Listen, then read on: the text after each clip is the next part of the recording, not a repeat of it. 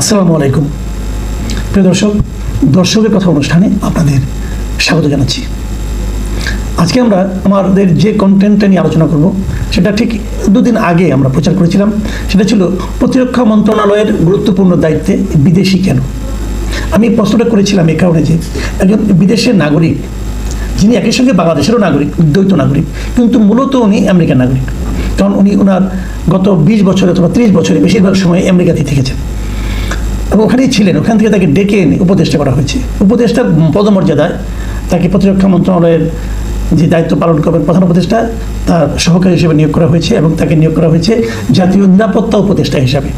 এরকম দুটো সেন্সিটিভ পোস্টে একজন বিদেশি পাসপোর্টধারী ব্যক্তিকে কেন নিয়োগ দেওয়া হলো, এই ছিল আমার প্রশ্ন। এবং এতে জাতীয় নিরাপত্তা যে গোপনীয়তা সেটা লঙ্ঘিত হতে পারে বলে আমি আশঙ্কা করেছি।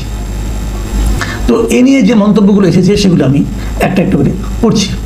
প্রথম যে মন্তব্যটা পড়ছি এটা লিখেছেন মিস্টার আব্দুল খালেক। তিনি লিখেছেন, মাসুদ কামাল সাহেব, এই গুরুত্বপূর্ণ বিষয়ে কথা বলার জন্য আন্তরিক ধন্যবাদ। তবে অবাক হচ্ছি না, কারণ আলিরিয়া সহ গুরুত্বপূর্ণ সকল পদেই বিদেশি। ডক্টর ইউনূস সাহেব নিজেই দেশে কতদিন থাকতেন, দেশের প্রতি তার কমিটমেন্ট আগে কতটুকু দেখেছেন। এই প্রশ্নটা থাকলো, আপনারা নিজেরা বিবেচনা করে দেখতে পারেন। দ্বিতীয় যে প্রশ্নটা মন্তব্যটা পড়ছি সে লিখেছেন মিজান আহমেদ।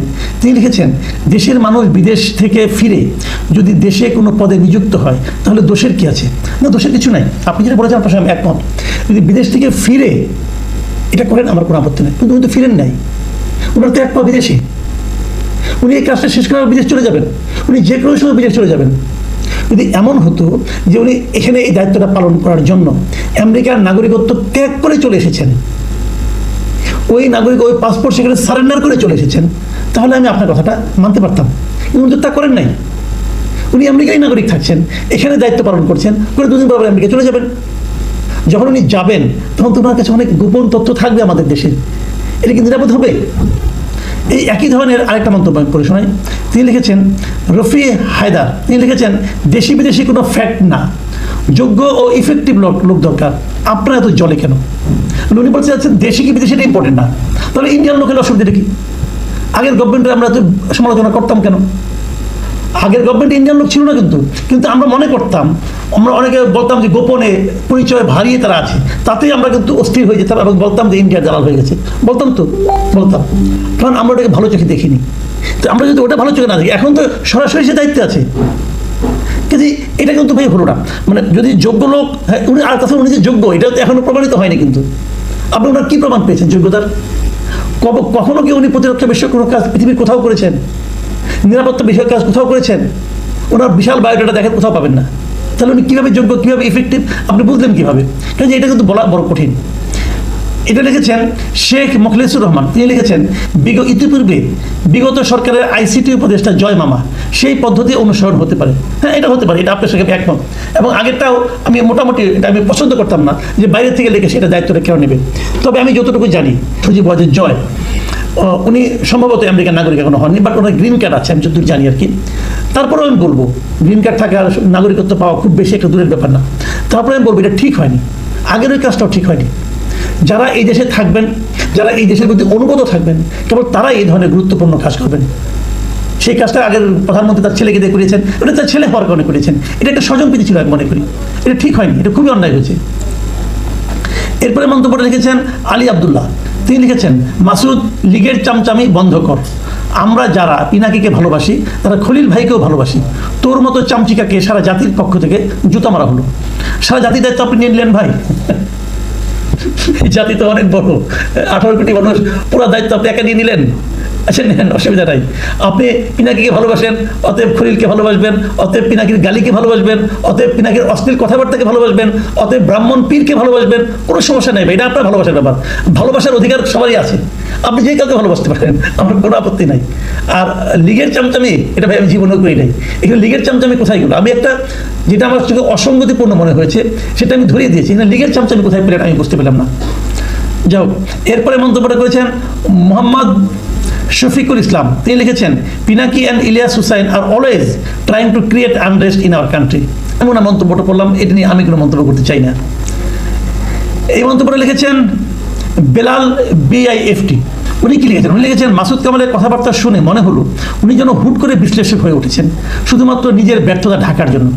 একজন তথাকথিত সাংবাদিক যিনি নিজের ক্যারিয়ারের কোনো কার্যকর পজিশন ধরে রাখতে পারেননি, তিনি এখন জাতীয় নিরাপত্তা উপদেষ্টার মতো একজন পেশাদার ও বিচক্ষণ ব্যক্তির উপর ব্যঙ্গ করে নিজের অস্তিত্বের সংকট সামলাতে চাচ্ছেন। জাতীয় নিরাপত্তা উপদেষ্টা কোনো ফেসবুক বিশ্লেষণ নন, তিনি বাস্তব তথ্য, গোয়েন্দা তথ্য ও অভ্যন্তরীণ বিশ্লেষণ নিয়ে কাজ করেন। আর মাসুদ কামাল তিনি তো ইউটিউবের স্ক্রিপ্টে আটকে আছেন। বেলাল সাহেব, আমি আপনাকে একটা কথা বলি। প্রথমত হলো, খলিল সাহেবের সাথে আমার তুলনা করেন না। উনি মহান ব্যক্তি, ওনার অনেক কর্ম আছে, অনেক কর্মকাণ্ড আছে, কাজে উনি অনেক মেধাবী লোক, বিদেশে দীর্ঘদিন ছিলেন। আমি তো বিদেশে কোনোদিনও ছিলাম না, কাজে ওনার সঙ্গে আমার তুলনা করে কেন ওনাকে নিচে নামাচ্ছেন? আমি একটা ক্ষুদ্র মানুষ, আমি কেবল প্রশ্নটা করেছি। আর দ্বিতীয় কথা হলো যে আমার ব্যর্থতার কিছু নেই, আমি একজন নিজেকে সফল মানুষ মনে করি। সাংবাদিকতায় আমার ক্যারিয়ারে কোনো কার্যকর পজিশন ধরে রাখতে পারিনি, এটা আপনি কীভাবে বললেন আমি বুঝতে পারি না। ঢাকা যারা সাংবাদিকতা করে তাদেরকে জিজ্ঞাসা করে দেখেন আমি কি করেছি অথবা কী করিনি। যা কিছুই করেছি, যেটাকে আপনি বললেন যে আমি কোনো কার্যকর পজিশন ধরে রাখতে পারিনি, সেটাও যদি সত্য হয়, আমি যা করেছি, আমি আমার প্রফেশন নিয়ে, আমার কর্মকাণ্ড নিয়ে আমি ভাই হ্যাপি। কিছু মনে করেন আপনি মহান ব্যক্তি, আপনি কি দেখছেন না দেখছেন, কোনটা কার্যকর পজিশন, কীভাবে নিজের ব্যর্থতাকে, এই সফলতাকে দেখাতে হয় আমি জানি না। আপনি ফেসবুকে আমার সম্বন্ধে লেখা আছে, ওখানে দেখলে বুঝবেন আমি আমার কাজটা মোটামুটি করেছি ভাই। আর ওনার সঙ্গে তুলনা করার কোনো প্রয়োজন নেই, কিন্তু উনি ওনার সম্বন্ধে যা আপনি বলেছেন সেটা আপনি জানেন না। যেমন উনি বলেছেন উনি একজন আপনার পেশাদার বিচক্ষণ ব্যক্তি, নিরাপত্তা উপদেষ্টা। উনি নিরাপত্তা নিয়ে ওনার গোয়েন্দা তথ্য, ওনার কী কী আছে না আছে এগুলি নিয়ে বিশ্লেষণ করেন। কবে করেছেন ভাই? ওনার বিশাল বায়োডাটা, কোনো সন্দেহ নাই, কিন্তু সেখানে উনি কখনো প্রতিরক্ষা ও নিরাপত্তা বিষয়ে কোনো কাজ করেছেন এমন কোনো কথা আমি দেখিনি। কাজেই যা বলবেন ভাই জেনে শুনে বলেন, যার জন্য যেটা প্রযোজ্য সেটা বলেন। আজকে আমি বানিয়ে বললে তো হবে না, আমার বিরুদ্ধে করতে করেন সমস্যা নেই, এভাবে জেনে বুঝে করেন, টু দ্য পয়েন্টে করেন। আর তা নাহলে হয় কি, মানুষের কাছে হাস্যকর হয়ে যাবেন।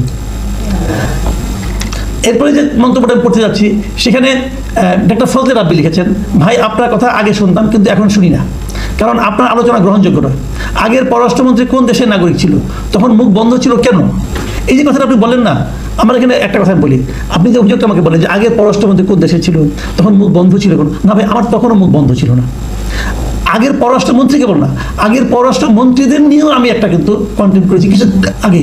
সেখানে আমি বলেছি, আপনি দেখেন হাসিনার 4 পররাষ্ট্রমন্ত্রী ছিল অন্য দেশের নাগরিক, এটা ছিল আমার থাম্বনেল।